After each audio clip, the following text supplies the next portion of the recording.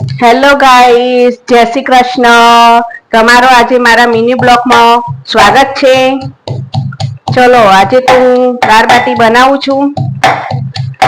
જો આ લસણ કૂટું છું અત્યારે ચટણી બનાવવા માટે. દાળ બાટીમાં ચટણી હોય તો જ દાળ બાટી ખાવાની મજા પડે. જો આ દાળ બની છે.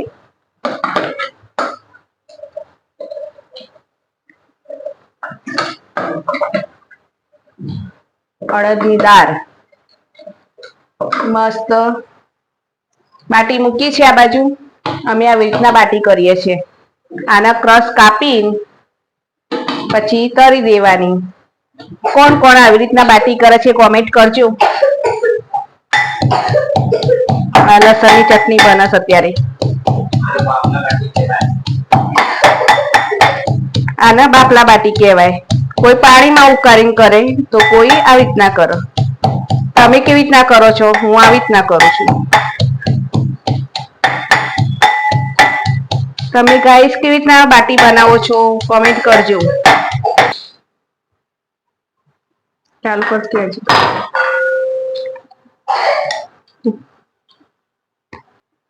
ચલો આ ચટણી તૈયાર થઈ ગઈ. જોઈ લો, લાલ લાલ ચટણી.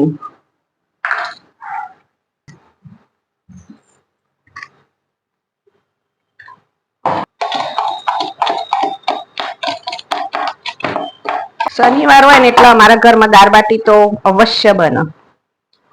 બધાને પ્રિય દાળ બાટી.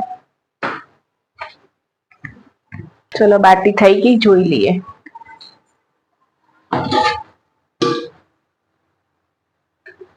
થઈ ગઈ છે.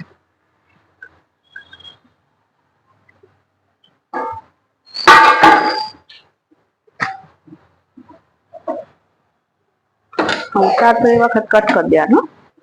દાળ વઘારવાની તૈયારી.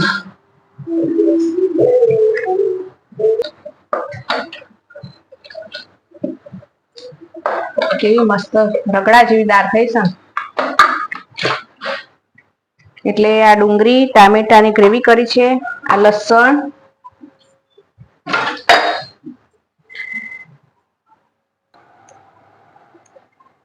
દાળમાં જીરાનો વઘાર, આ હિંગ, આ લસણ,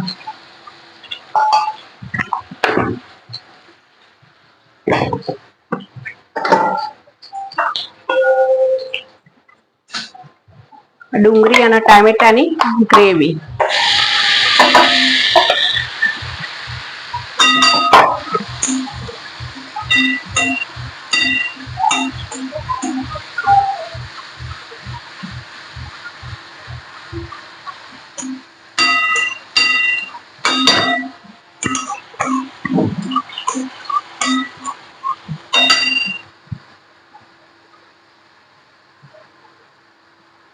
મરચું, મીઠું, હળદર, જેથી કરીને મસ્ત દાળમાં કલર આવે.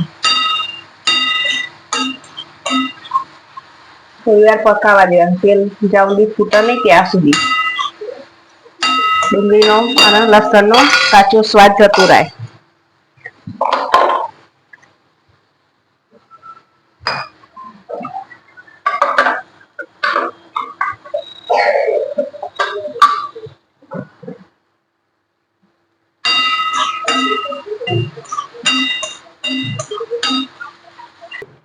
ચલો બાટીના આવી રીતના પીસ પાડી દેવાના. 4 પીસ એક બાટીમાંથી.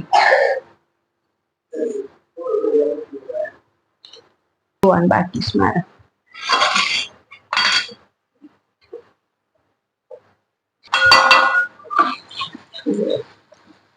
તેલ છૂટું પડી ગયું છે ઉપર.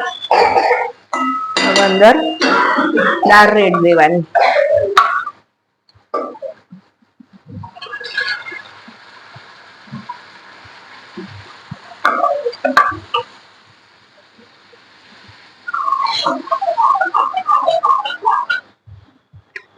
હવે ગરમ મસાલો થોડો નાખવાનો.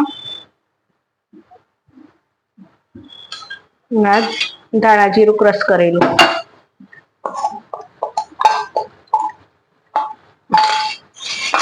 ધાણા,